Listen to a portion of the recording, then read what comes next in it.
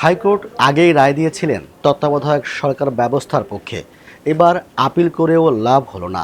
আজ বৃহস্পতিবার আপিল বিভাগ তা খারিজ করে দেন। ফলে বহাল থাকছে তত্ত্বাবধায়ক সরকার ব্যবস্থা ও গণভোট, যা মূলত পঞ্চদশ সংশোধনীর মাধ্যমে বাতিল করা হয়েছিল। এ নিয়েই আজকের নির্বাচিত খবরে কথা বলবো সহকর্মী আনোয়ার হোসেনের সঙ্গে। সাথে আছি আমি রেজওয়ান সিদ্দিকী। স্বাগত আপনাকে। আপনার কাছে প্রথমে জানতে চাইব, তত্ত্বাবধায়ক সরকার ব্যবস্থা নিয়ে ২০১১ সালে যে পঞ্চদশ সংশোধনী হয়েছিল সেটা নিয়ে এত বিতর্ক কেন? ধন্যবাদ আপনাকে। আপনি একটা জিনিস বুঝতে হবে, তত্ত্বাবধায়ক সরকার ব্যবস্থাটা কিভাবে এলো আর কি। বাংলাদেশে ধরেন রাজনৈতিক বাস্তবতায় আমরা দীর্ঘদিন থেকে ৯১-এর পর থেকেই আসলে আমাদের নানান আলোচনা আছে যে আমাদের নির্বাচন পদ্ধতিটা কীভাবে হবে। ৯১ সালে একটা নির্দলীয় সরকারের অধীনে নির্বাচনটা হয়েছে, ভালো নির্বাচন হয়েছে, কিন্তু ৯৬তেই ঝামেলা তৈরি হয়। এরপর এর এর রেশ ধরে আসলে ৯৬ সালে আমাদের সংবিধানে ত্রয়োদশ সংশোধনী যুক্ত করা হয় এবং এর মাধ্যমে তত্ত্বাবধায়ক সরকার বহাল করা হয়। তো এরপরে আওয়ামী লীগ সরকার এসে সেটা ২০১১ সালে তত্ত্বাবধায়ক সরকারটা বাতিল করে দেয়। তা একটা বিষয় হচ্ছে, তত্ত্বাবধায়ক সরকার নিয়ে দুই ধরনের সমস্যা ছিল, মানে আইনি দুইটা সমস্যা ছিল। একটা ছিল যে বিচারপতি খায়রুল হক তত্ত্বাবধায়ক সরকার যেই সংবিধানের যে সংশোধনীর মাধ্যমে এসেছিল সেটাকে বাতিল করে দেওয়ার ফলে ওটা মানে তত্ত্বাবধায়ক সরকারটা বাতিল হয়ে যায়। এরপরে সংসদে পঞ্চদশ সংশোধনীর মাধ্যমে আওয়ামী লীগ নতুন একটা সংশোধনী আনে এবং সেই জায়গায় তত্ত্বাবধায়ক সরকারটা বাতিল করে দেয়। মানে দুইটা বিষয়, একটা হচ্ছে খায়রুল হকের রায়, আর একটা হচ্ছে পঞ্চদশ সংশোধনীর রায়। দুইটারাই যখন আওয়ামী লীগ সরকারের পতন হয়, এই দুইটা বিষয় সামনে আসার পরে কোর্ট দুইটাই কিন্তু সমাধান করে দিয়েছে যে তত্ত্বাবধায়ক সরকার কোর্টের যে রায়, দুইটার খায়রুল হকের যে মামলার রায় এবং রিভিউ এবং পঞ্চদশ সংশোধনীর যে রায়, এই দুইটার রায়কে যদি আমি এক কথায় বলি, এই দুইটাতেই বলা হয়েছে যে তত্ত্বাবধায়ক সরকারটা ফিরে আসছে, মানে ফিরে আসার সুযোগ করে দেওয়া হয়েছে আইনিভাবে। আচ্ছা, আজকে যে আপিল বিভাগ যে খারিজ করে দেওয়া হলো, এর মানে আসলে তত্ত্বাবধায়ক সরকার ব্যবস্থার গণভোট বহাল থাকছে। আসলে এটা কি আসলে পুরোপুরি সুরাহা হলো কিনা? একটা বিষয় এখানে এখনো ক্লিয়ার না, সেটা হলো যে তত্ত্বাবধায়ক সরকারটা কিভাবে হবে। মানে আগে সংবিধানে ছিল যে তত্ত্বাবধায়ক সরকারটার প্রধান হবেন সর্বশেষ প্রধান বিচারপতি, যিনি অবসরে যাবেন তিনি হবেন তত্ত্বাবধায়ক সরকারের প্রধান।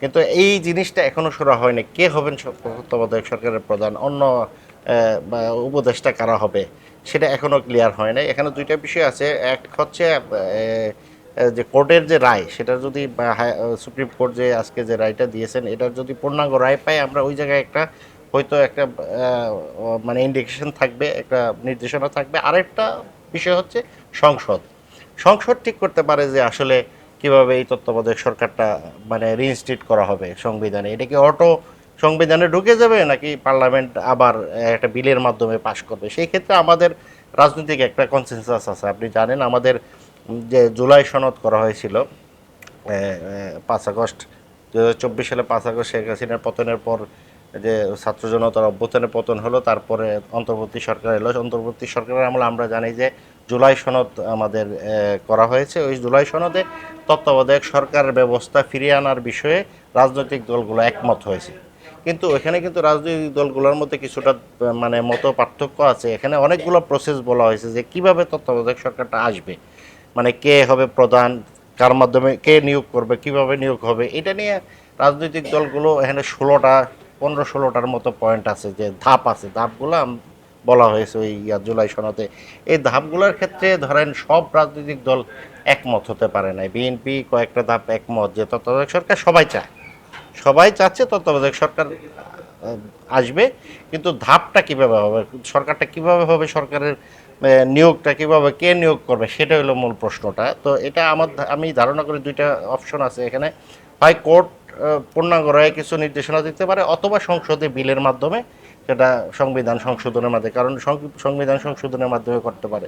আপনি জানেন যে আমাদের জুলাই সনদ অনুযায়ী যে সংবিধানে সংশোধনের বিষয়গুলো আছে, এখনও পার্লামেন্ট সেগুলো শুরু করে নাই। এটা একটা কমিটি হওয়ার কথা আছে, সব দলের অংশগ্রহণে করে তারা সংবিধানের সংশোধনগুলো তারা করবে। তো এখন আমরা একটা কথা বলতে পারি যে তত্ত্বাবধায়ক সরকারটা ফিরে আসছে, মানে আইনি কোনো বাধা নেই, কিন্তু সেটা কেমনে গঠন করা হবে সেটা হয়তো একটা প্রশ্নের বিষয়। আর একটা বিষয় হচ্ছে আজকে অ্যাটর্নি জেনারেল আপনার ওই রায়ের পরেই বলতেছিলেন যে সরি, আইনমন্ত্রী বলতেছিলেন যে ইনশাল্লাহ আগামী জাতীয় নির্বাচন তত্ত্বাবধায়ক সরকারের অধীনেই হবে। তার মানে আপনি তত্ত্বাবধায়ক সরকারটা পাচ্ছেন, কিন্তু এটা কিভাবে হবে, কারা সরকারটা গঠন করবে এবং তার কী হবে, কার্যক্রম কী হবে, সেটা হয়তো আরও ডিটেল হয় পার্লামেন্ট করবে নতুবা কোর্ট নির্দেশনা দেবে, এটার উপর নির্ভর করতেছে। আচ্ছা, 2011 সালের সংবিধানের গণভোট ও রাষ্ট্রের 4 মূলনীতি সহ সংবিধানের 54টি বিষয়ে যেসব পরিবর্তন এসেছিল সেগুলোর কি হবে? সেখানে আপনি হাইকোর্টের রায়টাতে কিন্তু সবগুলোতে করে নাই। হাইকোর্ট যে রায়টা দিয়েছিল এই বিষয়ে, হাইকোর্টের রায়টাতে 3-4টা বিষয় বলেছিল, তত্ত্বাবধায়ক সরকার, তারপর হচ্ছে আপনার গণভোট, তারপরে আরও কয়েকটা বিষয়, বাকিগুলো কিন্তু হাইকোর্ট টাচ করে নাই। তো যে হাইকোর্টের যে রায়টা ছিল ওই রায়টাকেই কিন্তু চ্যালেঞ্জ করে আপিল করা হয়েছিল যে সবগুলোই যাতে বাতিল করা হয়। তো আমাদের সুপ্রিম কোর্ট আজকে যে রায়টা দিয়েছে সেখানে কিন্তু হাইকোর্টের রায়টাই বহাল রেখেছে, মানে আংশিক ওই যে পঞ্চদশ সংশোধনী যত 54টা বিষয় ছিল ওগুলো সবগুলো না, আংশিক বিষয়গুলো মানে হবে, ইনস্টিটিউট হবে, কারণ আগেরগুলো ওই হাইকোর্ট যে বাতিল করছিল সেগুলোই রেখে দিয়েছে সুপ্রিম কোর্ট, নতুন করে তারা যোগ করে নাই বা বাদ দেয় নাই। তার মানে 4-5টা বিষয় হাইকোর্ট যে বাতিল করেছিল পঞ্চদশ সংশোধনী সেগুলা নতুন করে যুক্ত হবে আর কি। আচ্ছা, এই যে আপিল খারিজের ফলে আসলে রাজনৈতিক দলগুলো আসলে কি ভাবছে, মানে তারা আসলে কি মতামত দিবে, কি মনে হয় আপনার? আমার যতটুক ধারণা, আমার রাজনৈতিক যে জ্ঞানে যদি বলি আমি, সেক্ষেত্রে আমি বলতে পারি যে এখন পুরোটাই রাজনীতিক, পুরো বিষয়টাই আসলে রাজনৈতিক সিদ্ধান্ত রাজনৈতিক দলগুলোর উপর নির্ভর করে। কোর্ট হয়তো, আমার ধারণা কোর্ট সিরিয়াস কোনো ওই জায়গায় যে কিভাবে তত্ত্বাবধায়ক সরকারটা হবে, সাবেক প্রধান বিচারপতি মানে সর্বশেষ সাবেক প্রধান বিচারপতি তত্ত্বাবধায়ক সরকারের প্রধান হবেন, এরকম জাতীয় কিছু বলবে বলে কোর্ট মনে হয় না। সুতরাং সেক্ষেত্রে আসবে পার্লামেন্টের উপরে, রাজনৈতিক দলগুলোর উপরে, তারাই ঠিক করবে আসলে পরবর্তী তত্ত্বাবধায়ক সরকারটার রূপরেখা কী হবে, তারা কিভাবে ফাংশন করবে। আরেকটা প্রশ্ন এখানে আছে, আমাদের আগের পঞ্চদশ সংশোধনীতে আপনার ছিল যে তত্ত্বাবধায়ক সরকার যেহেতু বাতিল হয়ে গেছে, তখন বলা হয়েছিল যে পার্লামেন্ট নির্বাচনকালীন সময় পার্লামেন্ট বহাল থাকবে, মানে পার্লামেন্ট ভাঙবে না। আমাদের আগের যে সংবিধান ছিল সেখানে বলা ছিল যে নির্বাচনের 3 মাস আগে পার্লামেন্ট ভেঙে যাবে, কিন্তু এখানে আওয়ামী লীগ সরকার যে সংশোধনীটা এনেছিল সেখানে বলা হয়েছিল যে পার্লামেন্ট বহাল থাকবে, তবে স্বাভাবিক মেয়াদের যদি 3 মাস আগে ভোট হতে পারে। সেই ক্ষেত্রে এখন পার্লামেন্টটা কি বহাল থাকবে? বহাল থাকলে সেই ক্ষেত্রে তো তাইলে তত্ত্বাবধায়ক সরকারের ইয়েটা কী হবে, এই জায়গায় একটা জটিলতা আছে। সেটা হয়তো আমাদের সংসদ, রাজনৈতিক দলগুলো সংবিধান সংশোধন সংক্রান্ত যে বিল আসবে সেখানে তারা অ্যাড্রেস করবে আমার ধারণা। আর একটা বিষয় আপনি দেখেন যে এখানে গুরুত্বপূর্ণ একটা বিষয় হচ্ছে গণভোট।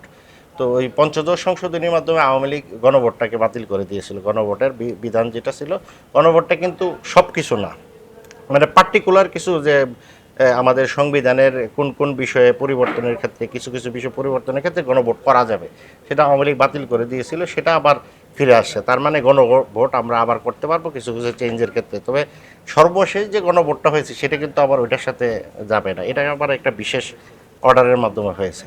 আর কোন কোন ক্ষেত্রে আসলে গণভোটটা করতে পারবো আমরা? গণভোটটা সংবিধানের কিছু বেসিক পরিবর্তনের ক্ষেত্রে, ধরেন আপনি এই সংবিধানের কোন কোন ধারা পরিবর্তন করবো, কারণ আওয়ামী লীগ সরকার বলেছিল যে কিছু কিছু ধারা কখনোই পরিবর্তন করা যাবে না। এই রায়ের ফলে এটা আবার বাতিল হয়ে গেল, মানে আপনি চাইলে ধারা পরিবর্তন করতে পারবেন বা গণভোটের মাধ্যমে পরিবর্তন আনতে পারবেন আপনি। আচ্ছা, আপনার কাছে আমার শেষ প্রশ্ন, সংসদীয় অধিবেশনের মাধ্যমে পঞ্চদশ সংশোধনী আনা হয়েছিল, আদালতের রায়ের পর কি আবার সংশোধনী আনা হবে?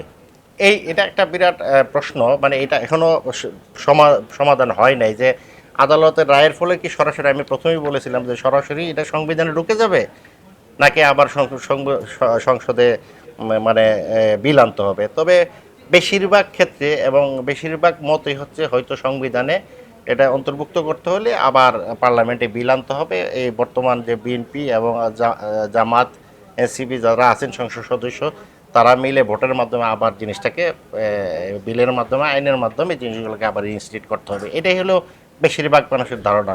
আর যদি কোর্ট তার পূর্ণাঙ্গ রায়ে বলে দেয় যে এভাবে হইতে পারে, সেক্ষেত্রে সেটাও হইতে পারে। তবে আমার ধারণা কোর্ট হয়তো এভাবে বলে দিবে না, পার্লামেন্টই ঠিক করবে পরবর্তীতে। আলোচনায় অংশ নেওয়ার জন্য আপনাকে অসংখ্য ধন্যবাদ। ধন্যবাদ। দেশ বিদেশের গুরুত্বপূর্ণ ঘটনার বিশ্লেষণ ও সর্বশেষ খবর জানতে প্রথম আলোর সঙ্গেই থাকুন।